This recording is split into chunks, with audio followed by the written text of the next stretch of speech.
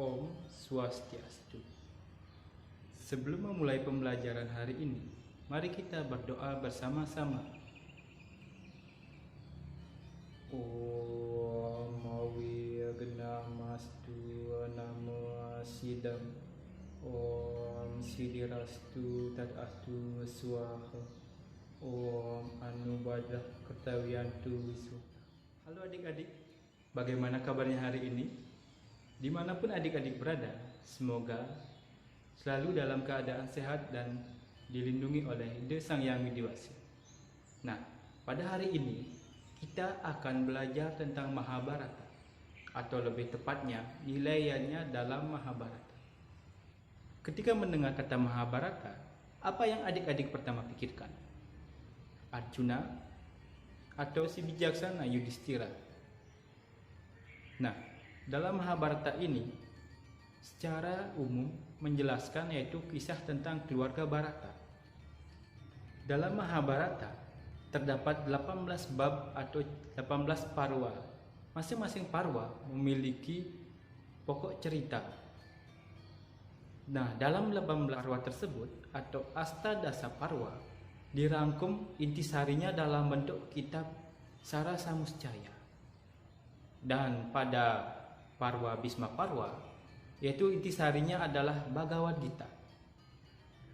Nah, dari dua sumber teks sastra tersebut bisa kita simpulkan bahwa dalam kisah Mahabharata bukan hanya menceritakan tentang kisah kepahlawanan. Mahabharata tersebut juga mengisahkan tentang bagaimana pengabdian seseorang terhadap gurunya, pengabdian seorang anak terhadap ayahnya, dan pengabdian seorang negarawan kepada negaranya. Dari kisah-kisah Mahabharata tersebut akan melahirkan yang disebut dengan yajna. Nah, secara umum, yajna merupakan suatu korban suci atau persembahan suci kita kepada Tuhan Yang Maha Esa. Di Bali, yajna dikenal dengan panca yajna atau 5 yajna, yang terdiri dari manusia yajna, buta yajna, dewa yajna, pitra yajna, dan resi yajna. Dalam pelaksanaan panca yajna tersebut, banyak mengambil kisah-kisah dalam Mahabharata. Sesuai dengan topik kita hari ini, kita akan berfokus pada sarana upakara atau pembuatannya. Dalam hal ini, yang banyak atau sering kita lakukan adalah upacara pengabenan. Beberapa sumber yang saya ketahui, upacara pengabenan atau ngaben di Bali banyak mengambil kisah-kisah dalam Mahabharata, khususnya bagian Bhisma Parwa atau ketika Resi Bhisma mengalami kekalahan. Seperti contohnya pembuatan pepagu atau keranda mayat yang kita kenal yang terdiri dari bambu. Secara makna filosofis, keranda tersebut atau dalam bahasa Balinya disebut dengan pepagu, yaitu secara makna menggambarkan adalah alas tidur atau alaskan panah. Kenapa panah? Karena dalam Mahabharata ketika Resi Bhisma mengalami kekalahan, dia tidak menyentuh tanah, beralaskan dari panahnya Arjuna. Hari ini kita akan belajar bersama-sama untuk mempraktikkan cara membuat pepagu tersebut. Tapi sebelumnya, praktik yang kita akan lakukan yaitu membuat pepagu dalam bentuk miniatur. Miniatur pepagu ini akan saya buat menurut desa saya sendiri. Jadi apabila ada perbedaan di tempat kalian, itu tidak akan mengurangi makna ataupun hakikat dari pepagu tersebut. Karena setiap desa atau tempat memiliki aturan atau ketentuannya masing-masing. Jadi hal ini tidak perlu kita perdebatkan, karena intinya sama saja, fungsinya untuk mengantar jenazah ke kuburan. Langsung saja kita ke prakteknya. Jadi silakan simak baik-baik ya adik. Pertama kita harus menyiapkan yaitu pisau, kemudian ada bambu. Bambu ini adalah bentuk beberapa hal seperti ini, ada tali dan ini bambu, dan ini saya analogikan sebagai bambu batang. Nah, dalam bentuk batangan disediakan dalam 2 batang, dan ini bilah-bilah bambu yang sudah dipotong-potong sesuai dengan ukuran yang akan ditentukan. Nah, terkait ukuran bahan ini nanti disesuaikan lagi dengan jenazah tersebut, tapi secara umum rata-rata ukuran yaitu panjangnya yaitu sekitar 2 meter dan lebarnya sekitar 50 cm.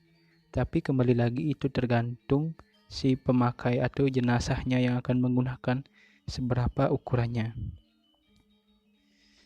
Terkait dengan ulatan ini, ada beberapa jenis yang saya ketemu yaitu seperti ulatan tempat duduk atau dalam bahasa Balinya dikenal dengan galar. Nah, ini ulatannya hampir mirip seperti ulatan ancak. Hanya saja ini dibuat terdiri dari dua bilah masing-masing bagiannya.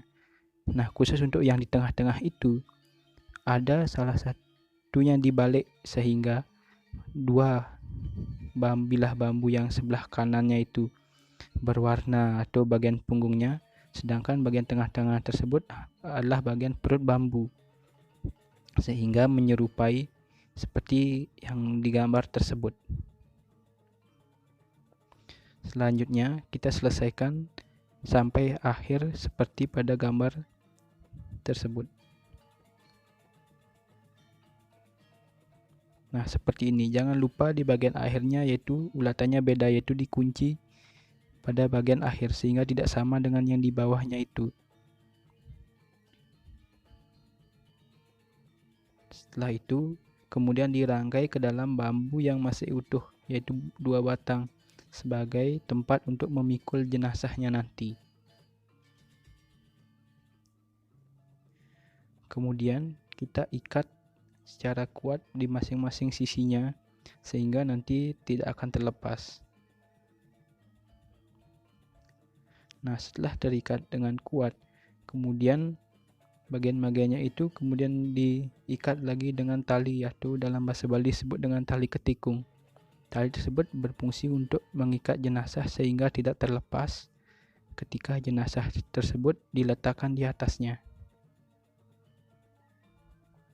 Nah, masing-masing biasanya itu yang mengangkat jenazah terdiri dari 2 orang di belakang dan 2 orang di depan, sehingga secara keseluruhan dipikul oleh 4 orang.